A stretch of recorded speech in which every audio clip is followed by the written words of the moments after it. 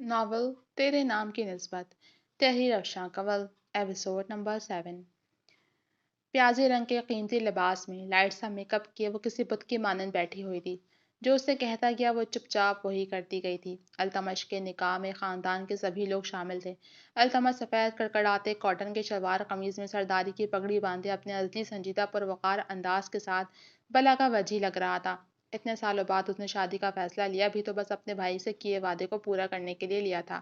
جب زبان کی گاڑی کو حادثہ ہوا تھا تو سب سے پہلے وہی ہاسپٹل پہنچا تھا. اپنے آخری لمحات میں زبان نے زرفشاں اور اپنے بچے کی ذمہ داری اسے سونپی تھی. اس نے وعدہ لیا تھا کہ وہ کبھی انہیں کسی حال میں بھی نہیں چھوڑے گا. وہ واقعی ساری زندگی ان دونوں کی ذمہ داری اٹھا سکتا تھا مگر دنیا والے اس رشتے کی سند مانگنے لگے تو اسے نکاح کا فیصلہ لینا ہی پڑا. مگر اس نکاح کو کر کے وہ بہت پرسکون تھا. دعا مانگی جا چکی تھی اور مبارک سلامت کا شور بھی تھم چکا تھا. ایسے میں اب وہ ایک شان سے صوفے پر بیٹھا ہوا تھا اور اس کی گود میں سائم خٹک بھی بیٹھا تھا جو اسی کی طرح شلوار قمیض سے ملبوس ایک دم گڈا لگ رہا تھا.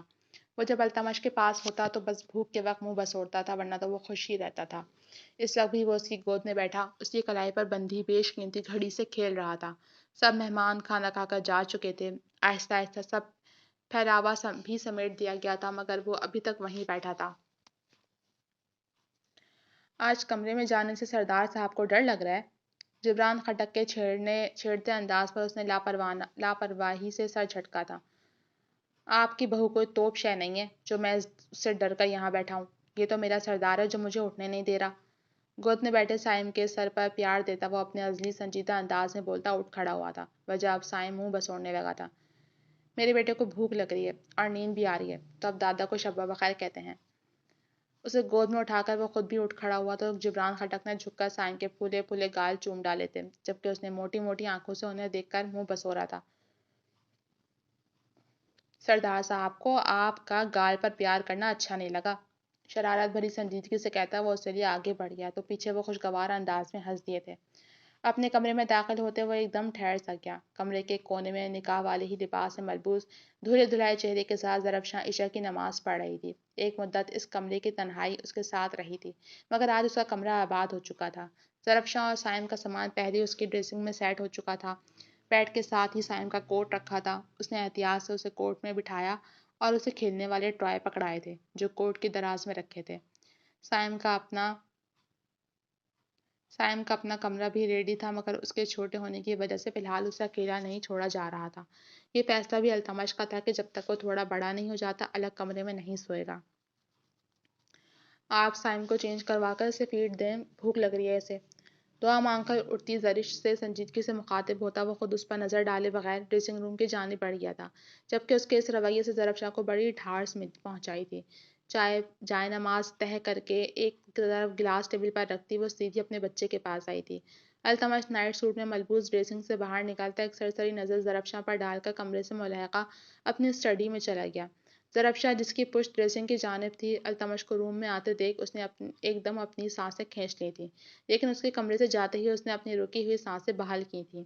سائم فیڈ کرتے کرتے گہری نیند میں چلا گیا تو اس نے احتیاط سے سوئے ہوئے سائم کو بیڈ کے وسط میں لٹایا اور خود اٹھ کر لباس تبدیل کرتی واپس اپنی جگہ پر آ کر لیٹ گئی. اے سی کی بدولت کمرے میں خنکی محسوس ہو رہی تھی. ویسے بھی ستمبر کا موسم بارشوں کی وجہ سے کچھ سرد ہو جاتا تھا. ابھی بھی باہر بڑی زوروں کی بارش ہو رہی تھی مگر اندر امن تھا. کھڑکی پر دبیز پردے پڑے تھے. اسے اپنے اور زوار کے کمرے میں سونے کی عادت تھی مگر آج اس کا کمرہ ہی کیا زندگی بھی بدل گئی تھی. التمش کا کمرہ بھی اسی کی طرح شاندار تھا. گرے اینڈ وائٹ تھیم کمرے کی ہر شے سے چھلک رہی تھی. جب سے زوار گیا تھا وہ سکون کی نیند نہیں سو پائی تھی. چونک کر اٹھ جاتی تھی مگر آج اس بستر پر لیٹتے نہ جانے اسے کیسا تحفظ سا محسوس ہوا کہ اسے خبر بھی نہیں ہو سکی اور اس کی آنکھیں بند ہوتی چلی گئیں. جس وقت التمش کمرے میں داخل ہوا وہ گہری نیند سو رہی تھی جبکہ سائم پوری طرح کمفرٹ میں چھپا ہوا تھا. کیسی لاپرواہ ماں ہے. غصے میں بڑبڑاتے اس نے سوئے ہوئے سائم کو احتیاط سے بیڈ سے اٹھایا اور اسے کاٹ میں لٹا کر اس پر کمفرٹ برابر کرتے کاٹ کو جال سے کور کیا اور اے سی کی کولنگ کم کرتا بیڈ پر اپنی جگہ لیٹ کر کروٹ بدل گیا یوں کہ اب سوئی ہوئے زرفشاں کی جانب اس کی پشت تھی. اپنے چہرے پر کسی نرم لمس کو محسوس کرتے التمش کی نیند میں خلل پڑا تھا. اس نے اپنے چہرے پہ ہاتھ پھیرا تو اس کے ہاتھ کے نیچے کوئی نرم و ملائم چیز محسوس کرتے اس نے پٹ سے آنکھیں کھولی تھیں. آنکھ کھولتے ہی اسے سب سے پہلے جو چیز سامنے نظر آئی وہ گویا سانس تک روک گیا. ان دونوں کے بیچ فاصلہ نہ ہونے کے برابر تھا اس سے پہلے زرفشاں پر جب بھی اس کی نظر گئی تھی احترام سے جھکی تھی، کیونکہ وہ اس کے بھائی کی بیوی تھی، مگر اس وقت جو اس کے قریب تر تھی وہ اس کی شریک حیات بن چکی تھی، جس پر اسے مکمل اختیار حاصل تھا۔ نکاح کی کشش کے تحت بے ساختہ ہی اس نے ہاتھ بڑھا کر اس کے گالوں کی ملائمت کو محسوس کیا تو یوں لگا کسی گلاب کی پنکھڑیوں کو چھو لیا ہو۔ گال سے ہاتھ سرکتا خمدار گھنی پلکوں کو چھو گیا۔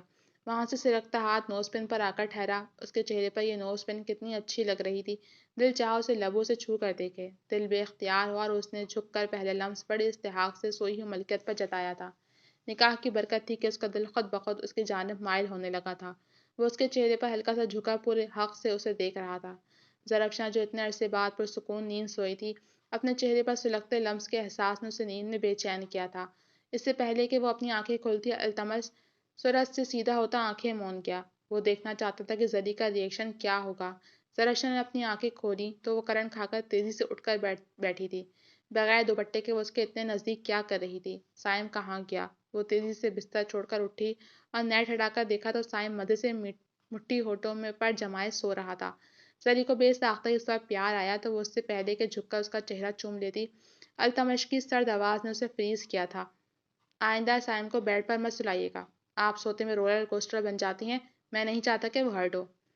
اف، اس کے الفاظ نے زری کو شرم سے پانی پانی کر ڈالا تھا۔ دل چاہ رہا تھا کہ جادو کی چھڑی ہو اور وہ جھٹ پٹ منظر سے غائب ہو جائے۔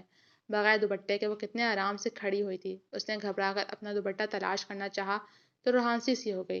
اس کا دوپٹہ بڑے شان سے آدھا التمش کے تکیے پر تھا اور آدھا اس کے کمر کے نیچے دبا ہوا تھا، جبکہ وہ اب ہیڈ بورڈ سے ٹیک لگائے بجائے فون میں مگن میسیجز وغیرہ چیک کر رہا تھا، لیکن اس کا دھیان سارا ایک اسی کے وجود کے گرد لپٹ گیا تھا۔ کرن کے بعد اس کے دل نے جیسے خواہشوں کا کفن اوڑھ لیا تھا، مگر آج اس لمحے لگتا تھا کہ اس کے جذباتوں نے پھر سے سانس لینا شروع کر دیا تھا۔ خواہشیں انگڑائی لے کر بیدار ہو رہی تھیں۔ دوسری طرف زری نے اسے موبائل میں گم دیکھا تو دوڑنے کے انداز میں ڈریسنگ روم میں جا گھسی تھی، جبکہ اس کی اتنی پھرتی پر التمش کے عنابی لب مسکراہٹ میں ڈھل گئے تھے۔ کتنے برسوں کے بعد اس کے کمرے میں بھی زندگی متحرک ہو چکی تھی۔ اس سے پہلے کہ وہ اپنے پی اے کو کال کر کے میٹنگ کا ٹائم فکس کرتا، سویا ہوا سائم بیدار ہوتا کلکاریاں مارنے لگا۔ ارے میرا شہزادہ اٹھ گیا۔ وہ تیزی سے بستر چھوڑ کر کوٹ تک آیا اور احتیاط سے اسے گود میں اٹھایا تو وہ صبح اسے سامنے دیکھ کر چہکا تھا۔ ببا! وہ اپنے ننھے ہاتھ التمش کے گال پر رکھتے پہلا لفظ بولا تھا، جبکہ التمش پہلے شوق ہوا پھر خوشگوار انداز میں کہکا لگا گیا۔ ارے میرے بیٹے نے مجھے کیا بولا؟ اسے گال چوم کر التمش نے اسے بولنے کے لیے اکسایا۔ ببا! وہ خوشی سے تالی بجاتا پھر سے چہکا تو التمش نے اسے ہوا میں اچھال کر کیچ کیا تھا۔ دیکھو زری، اس نے مجھے ببا بلایا، میرے بیٹے نے مجھے بابا بلایا۔ تیزی سے اس کے قریب آ کر ٹھہرتے وہ بچوں کی طرح اپنی خوشی کا اظہار کرتا بہت پیارا لگ رہا تھا۔ سارے جہاں کے لیے اس کی شخصیت ایک سخت گیر تھی، لیکن اس وقت اس کے سامنے جو التمش تھا وہ تو کوئی اور ہی تھا، نرم گفتار۔ وہ بالکل ویسا مرد نہیں تھا جیسا اس نے شادی سے پہلے اس کے بارے میں سوچا تھا۔ جبران خٹک کے خاندان میں شادی تو سارے ہی گھر والے سرشام نکل گئے تھے۔ گھر پر بس زرفشاں اور سائم تھے۔ سائم دانتوں کی وجہ سے کچھ چڑچڑا سا ہو رہا تھا اور اسے ہلکا سا فیور بھی تھا، جس وجہ سے وہ شادی میں ان لوگوں کے ساتھ نہیں گئی تھی۔ جبران خٹک نے التمش کو کال کر کے جلدی گھر جانے کے لیے بولا تھا، مگر جلدی کر کے بھی وہ لیٹ ہو چکا تھا۔ جس وقت وہ گھر جانے والے راستے پر گامزن تھا، بارش نے زور پکڑا تھا۔ وہ تو شکر ہوا کہ گھر بس 5 منٹ کی مسافت پر رہ گیا تھا۔ انہیں لمحات میں اچانک حویلی کی لائٹ چلی گئی تھی۔ گھپ اندھیرا ہوا، پھر ایک دم روشنی ہوتے ہی وہ روشنی میں گل ہوئی۔ شاید جنریٹر بھی نہیں چل پایا تھا۔ سائڈ ٹیبل پر ہاتھ مارتے اس نے اپنا فون ڈھونڈا، کپکپاتے ہاتھوں سے موبائل کی ٹارچ آن کی تھی۔ شکر تھا کہ سائم دوا کھا کر سو رہا تھا، ورنہ اسے سنبھالنا مشکل ہو جاتا۔ یو پی ایس کیوں نہیں چل رہا؟ وہ ہولے سے بڑبڑاتی چاروں جانب دیکھتی ایک دم کچھ سہمی سی۔ ایسا لگ رہا تھا کہ کوئی کمرے میں موجود اسے گھور رہا ہے۔ اچانک ہی بادل بڑے زوردار انداز میں گرجے تو وہ اچھل پڑی اور اس کے ہاتھ سے موبائل چھوٹ کر نیچے گر گیا، یوں کہ اب ہر جانب اندھیرا چھا گیا تھا۔ بس شیشے سے اچانک بجلی کی تیز چمک ابھرتی اندھیرے میں روشنی کر رہی تھی۔ وہ ہیڈ بورڈ سے ٹیک لگائے ٹانگیں سمیٹے بری طرح خوف سے کپکپا رہی تھی۔ زوار! وہ جب بھی روتی تھی یہی نام اس کے ہونٹوں سے نکلتا تھا۔ اس وقت بھی یہی ہوا، وہ روتے ہوئے اس کا نام پکارے جا رہی تھی، جب اچانک ہی کمرہ روشن ہوا تھا اور بیڈ کے قریب کھڑے وجود نے اسے پکارا تھا۔ زری! وہ وہیں اس کے قریب بیٹھا اور جیسے ہی اس نے زرفشاں سے ظرف شاہ کے گھٹنے کو چھوا. وہ ایک دم اس کی موجودگی محسوس کرتی سامنے بیٹھے وجود سے لپٹی تھی. آپ کہاں چلے گئے تھے؟ میں ڈر گئی تھی زوار. آپ کے بغیر میں بہت اکیلی پڑ گئی ہوں. پلیز مجھے چھوڑ کر مت جائیے گا. التمش کے سینے سے لگی وہ زوار کو یاد کرتی ایک لمحے کو اسے ساکت کر گئی تھی. زوار بے شک اس کا بھائی تھا جس کی یاد گیلی مٹی کی طرح اس کے ساتھ ساتھ رہتی تھی، مگر اس لمحے ظرف شاہ کے منہ سے اس کا ذکر اسے اچھا نہیں لگا تھا. وہ اسے زوار سمجھ کر اس کے قریب ہوئی تھی اور یہ بات اسے کہیں چپ سی رہی تھی. سب ٹھیک ہے ظریف، ڈرنے کی کوئی بات نہیں، میں یہیں تمہارے پاس ہوں. اس کی کمر سے ہلاتے التمش نے ظرف شاہ کے وجود پر اپنی گرفت بنائی تو وہ مزید اس میں سمٹی تھی. وہ اسے زوار سمجھ کر قریب ہو رہی تھی. اسے یہ بات برداشت نہیں ہوئی تو وہ اسے ایک جھٹکے سے پکڑ کر خود سے دور کر گیا تو وہ بھی ہوش میں آتی خفت و شرمندگی سے نظر چرائے سائم کی جانب متوجہ ہوئی جو نیند میں کسمسا رہا تھا. ابھی اتفاق ہی تھا کہ جس وقت ظرف شاہ نے اس کے ماتھے پر ہاتھ رکھا ٹھیک اسی لمحے التمش نے بھی اس کا ماتھا چھوا تھا. زری نے اپنے ہاتھ پر رکھے التمش کے پرحرارت ہاتھ کو محسوس کیا تو اس نے گھبرا کر اپنا ہاتھ واپس سے کھینچ لیا. ایک تو وہ ابھی تک اپنی بے اختیاری پر ہی خائف تھی. اسے اب تک اپنا آپ التمش کے مضبوط حلقے میں محسوس ہو رہا تھا. اوپر سے اب اس کے پرتپش لمس نے دل کو عجب انداز سے دھڑکایا تھا. میں کھانا لے کر آتی ہوں. بوکھلا کر اشانے سے بار بار پھسلتا دوپٹہ سنبھالتی وہ اپنی جگہ سے اٹھتی صورت سے کمرے سے نکلی تھی. جبکہ اس کی بوکھلاہٹ اور پھرتیوں کو دیکھتا التمش سر جھٹک گیا تھا. میرا سردار.